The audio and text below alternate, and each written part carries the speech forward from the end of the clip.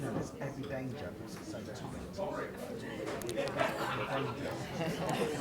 Yes. No, there is every danger.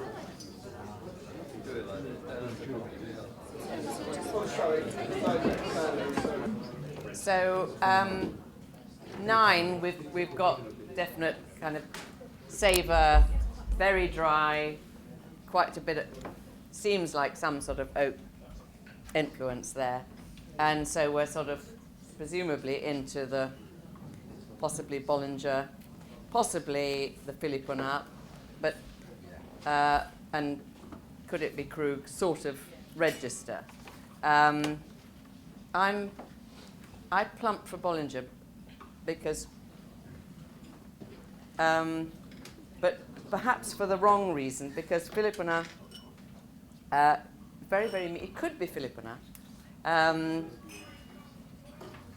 which is a lovely wine, but Philipponnat is normally a little bit slightly pinker than that. So that was why I plumped for Bollinger, and I'm probably completely wrong. And then I am tempted to go for our old friend, Cuvée Louise. Either Cuvée Louise or Celebris, the Gosset wine. That's where I'm heading with number 10. It's a little bit sweeter. It's not flattered, perhaps, by coming straight after the kind of rather more rigid number 9, which seems as though it's going to have a long, long life ahead of it, whereas 10 is perhaps approaching its peak.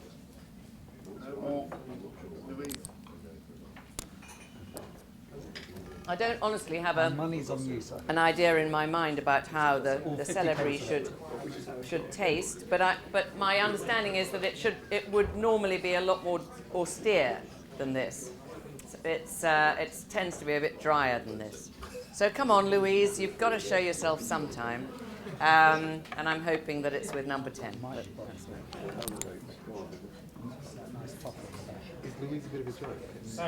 Oh, I did write, I'm afraid, about number 10, and I won't tell you what I said. I thought it was very flattering, number 10, that's what I will say. Yeah. Very flattering. Flattering to who? Flattering to itself. It's sort of easy to like, but perhaps not very challenging. Okay, so let's have a look at how we voted. This is champagne number 9. Ooh. So, Whereas Philipponnat has a long, has run up a little bit. Then champagne 10. Is this Cuvée Louise? It is. or Celebris. It could be.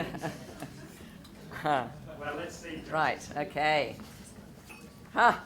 Well, we're all wrong. Number 9 is the Celebris, the Gosset.